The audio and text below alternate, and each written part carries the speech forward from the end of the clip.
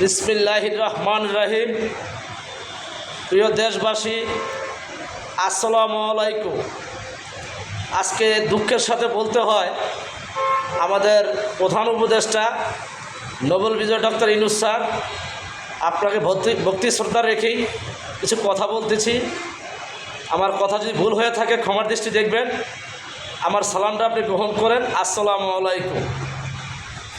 আমাদের জাতীয়তাবাদী দল বিএনপির সকল অঙ্গ সংগঠনের নেতাকর্মীরা রাজপথে দীর্ঘদিন নির্যাতিত ছিলেন এবং কষ্ট করেছেন, এবং আমাদের জাতীয়তাবাদী দলের চেয়ারম্যান জনাব তারেক রহমান সাহেব, উনি যে বাংলার মাটিতে কী নির্যাতন হয়েছিলেন, সেই ফ্যাসিস্ট সরকারের আমলে এবং স্বৈরাচারীদের শাসক আমাদের জাতীয়তাবাদী দল বিএনপির চেয়ারম্যান সাহেব জনাব তারেক রহমান সাহেবকে যে নির্যাতিত করেছিলেন, এটা বাংলার জনগণ দেখেছে এবং রাজপথের আমাদের সাধারণ জনগণ দেখেছে, এবং আমরা সকল অঙ্গ সংগঠন নেতাকর্মীরা রাজপথে কেঁদেছি। আমাদের দলের চেয়ারম্যান জনাব তারেক রহমান সাহেবের এই নির্যাতনের কষ্টের মানচিত্র এবং স্মৃতি দেখে নিজেরা ঠিক থাকতে পারিনি, এবং আমাদের জাতীয়তাবাদী দলের তিনবারের প্রধানমন্ত্রী জনতার নেত্রী বেগম খালেদা জিয়া, আমার মা, উনিও অনেক নির্যাতিত ছিলেন। এবং আপনি জানেন, আমাদের এক ভাইকে আমরা এই বাংলার মাটির থেকে হারিয়ে ফেলছি। এই স্বৈরাচারী ফ্যাসিস্ট যে নিয়ম কারণ, যে আইন শাসন যে করেছিল, এবং ওনাদের ভিতরে মায়া মমতা ভালোবাসা বলতে কিছুই ছিল না। আমাদের একটাই অপরাধ ছিল, আমরা জাতীয়তাবাদী দল বিএনপি, এটাই ছিল আমাদের সবচেয়ে বড় অপরাধ। কিন্তু আজকে বলতে হয়, আমরা সেই রাষ্ট্রপতি জিয়া রহমান সাহেবের কর্মী এবং সৈনিক, এই জন্য নিজেকে গর্বিত মনে হয়। বাংলাদেশের প্রত্যেকটা জনগণ, প্রত্যেকটা এবং নেতাকর্মী, আমাদের জাতীয়তাবাদী দলের সকল অঙ্গ সংগঠনের নেতাকর্মীরা আমাদের এই দলের চেয়ারম্যান জনাব তারেক রহমান সাহেবকে অনেক ভালোবাসে, এবং আমাদের দলের চেয়ারম্যান চেয়ারপারসন বেগম খালেদা জিয়াকে অনেক ভালোবাসে, এবং আমাদের দেশের সাধারণ জনগণ তাদেরকে মন প্রাণ দিয়ে ভালোবাসে। আজকে আমাদের এই নির্বাচিত একটা সরকার বাংলার মাটিতে থাকলে আজকে আমাদের এই কষ্টগুলো হতো না। আজকে আমরা প্রত্যেকটা নেতাকর্মী অনেক কষ্টে আছি, কারণ আমরা শহীদ রাষ্ট্রপতি জিয়া রহমান সাহেবের রাজনীতি করি এবং তার নিয়মকানুন মেনেই চলি। আজকে রাস্তায় আমরা চাঁদাবাজি করতে পারি না এবং লুটপাট করতে জানি না। আজকে 5ই আগস্ট থেকে কিছু নতুন নেতাকর্মী আমাদের মাঝে উপস্থিত হয়েছেন। তারা আমাদের দলের নাম বেছে চাঁদাবাজি করে, লুটপাট করে, আর সকল দোষ আমাদের জাতীয়তাবাদী দলের চেয়ারম্যান জনাব তারেক রহমান সাহেবের ঘাড়ের উপরে উঠতেছে। এবং আপনারা জানেন যে আমাদের দলের চেয়ারম্যান জনাব তারেক রহমান সাহেব, উনি অনেক নির্যাতিত বাংলার মাটিতে, বাংলার জনগণ অনেক নির্যাতিত, এবং আমরা সকল নেতাকর্মী যারা আছি এই জাতীয়তাবাদী দল বিএনপির অঙ্গ সংগঠন, এই শ্রমিক দল, মূল দল, যুব দল, ছাত্র দল এবং স্বেচ্ছাসেবক দল, তাঁতি দল, কৃষি দল, মৎস্যজীবী দল, আমরা সকল নেতাকর্মী বহুত কষ্টে আছি, এটা আপনি নিজেও জানেন। এবং আমার যে প্রধান উপদেষ্টা সাহেব, আপনি তো ব্যাপারটা বুঝতেছেন, আপনি দয়া করে, আপনাকে অনেক রিকোয়েস্ট করতেছি আমরা, এবং আমাদের বাংলাদেশের সাধারণ জনগণ এখন আপনার কাছে অনেক আশা ভরসা করে রেখেছেন। আপনি সঠিক সময় যত তাড়াতাড়ি পারেন একটা নির্বাচনের ব্যবস্থা করুন, কারণ নির্বাচিত সরকার থাকলে এই দেশের মানুষ আল্লাহর রহমতে আর কষ্টে থাকবে না।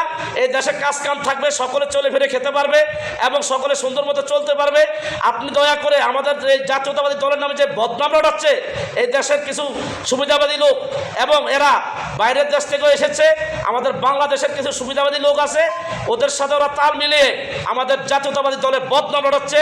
এজন্য আপনার কাছে একটাই আমাদের বিগত অনুরোধ, আমাদের দেশবাসী, আমাদের সাধারণ জনগণ এবং আমাদের স্টুডেন্ট ভাইয়েরা, আমাদের সমন্বয়ক ভাইয়েরা, এরা সকলেই চাচ্ছে যেন সুন্দর পরিবেশ থেকে একটা বাংলাদেশে সুন্দর মতো একটা শান্তি শৃঙ্খলাভাবে একটা নির্বাচন যেন পরিচালনা হয়, এবং এই নির্বাচনে সাধারণ জনগণ যেন মন খুলে ভোট দিতে পারে। এবং আজকের ভোট যে যাকে খুশি তাকে দেবে, তাতে কোনো প্রশ্ন না, তাতে কোনো কষ্ট না। আমাদের যে বাংলাদেশে একটা স্বাধীনতা সেটা ছিল না। এই বিগত 15টা বছর 16টা বছর এই স্বৈরাচারী যেই ফ্যাসিস্ট আইন, এই আইনের কারণে আমরা বুক খুলে কথা বলতে পারি নাই এবং মন খুলে কথা বলতে পারি নাই, রাজপথে চলতে পারি নাই। এখন আমি না, আমাদের বাংলাদেশের সাধারণ জনগণ যারা আছে, কর্মজীবী লোক, এবং আমরা বিএনপি, জাতীয়তাবাদী দল বিএনপির অঙ্গ সংগঠনের যত নেতাকর্মী, আমরা রাজপথে বুক খুলে কথা বলতে পারিনি, ঘর থেকে বের হতে পারিনি, অনেক নির্যাতিত ছিলাম, অনেক লাঞ্ছিত ছিলাম। আজকে আপনার কাছে একটাই বিগত অনুরোধ, এই আপনি যত এই নির্বাচনটা নিয়ে যতই লেট করবেন এবং যতই মানে ডেট বাড়াবেন, ততই আমাদের নামে বদনাম রটাচ্ছে। কারণ এই সুবিধাবাদী লোকগুলা কিছু ইউটিউবার ব্যবহার করতেছে এবং কিছু ইন্টারনেটের মাধ্যমে কিছু সুবিধাবাদী বঞ্চিত সেই ইউটিউবারকে পাশে রেখে ওনারা আমাদের জাতীয়তাবাদী দল বিএনপির নামে যেভাবে উঠে পড়ে লেগেছে, এই দেশে আমাদের তো থাকাই বড় অপরাধ হয়ে যাবে এখন, যা দেখতেছি আমরা এখন। কারণ আমাদের খুব কষ্ট হচ্ছে রাজপথে চলার জন্য। এই জন্য আপনার কাছে একটাই দাবি, আমাদের সমন্বয়ক ভাইদের কাছে এবং উপদেষ্টা ভাইদের কাছে এবং আমাদের প্রধান উপদেষ্টা নোবেল বিজয়ী ডক্টর ইউনূস স্যার, আপনার কাছে একটাই আশা ভরসা, আপনি যত তাড়াতাড়ি পারেন, যত একটা দীর্ঘ সময়ের ভিতরে আমাদের এই নির্বাচনের একটা ব্যবস্থা করুন। আমরা সাধারণ জনগণ যাতে সুন্দর মতো এই রাজপথে যেন ভোট দিতে পারে, একটা নির্বাচিত সরকার যদি গঠন করতে পারে, এই বলে আমি আমার বক্তব্য শেষ করলাম। জাতীয়তাবাদী দল জিন্দাবাদ। শহীদ রাষ্ট্রপতি জিয়া রহমান সাহেব উমর হোক। জনতার নেত্রী 3 প্রধানমন্ত্রী বেগম খালেদা জিয়া আমার মা জিন্দাবাদ। এবং আমাদের জাতীয়তাবাদী যত অঙ্গ সংগঠন নেতাকর্মী আছে, আমার সিনিয়র পার্সন সকলেই জিন্দাবাদ। এবং আমার বক্তব্য যদি ভুল হয়ে থাকে আমাকে ক্ষমার দৃষ্টি দেখবেন। আর আমাদের যত তাড়াতাড়ি পারেন আমাদের এই নির্বাচনের ব্যবস্থাটা একটু করুন, তাহলে আমাদের নামে কেউ আর বদনাম রটাতে পারবে না। আজকে আমাদের দলের চেয়ারম্যান জনাব তারেক রহমান সাহেবের নামে যেভাবে বদনাম রটাচ্ছে, যেভাবে আপনার কুযুক্তি হচ্ছে, তাতে মনে হচ্ছে আমাদের দেশে আমাদের জাতীয়তাবাদী দলের চেয়ারম্যান তারেক রহমান সাহেব মনে হয় যে দেশে জানি কী করে ফেলছে। কিন্তু এই সুবিধাবাদী লোকগুলা আশা করি কিছুই করতে পারবে না।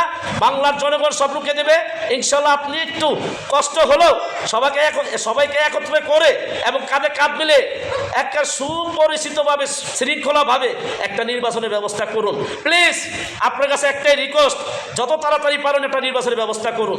দেশের মানুষ যেন ভোট দিতে পারে, মন খুলে কথা বলতে পারে, চলতে পারে। আজকাল দেশের মানুষ অনেক কষ্টে আছে, আপনি হয়তো জানেন না।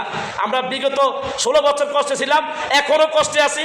আমাদের দেশের সাধারণ জনগণের হাতে কাজ কাম নেই, অনেকে খেতে পারতেছে না, বাসা ভাড়া দিতে পারতেছে না। এটাই রিকোয়েস্ট। আমার বক্তব্য আমি শেষ করলাম।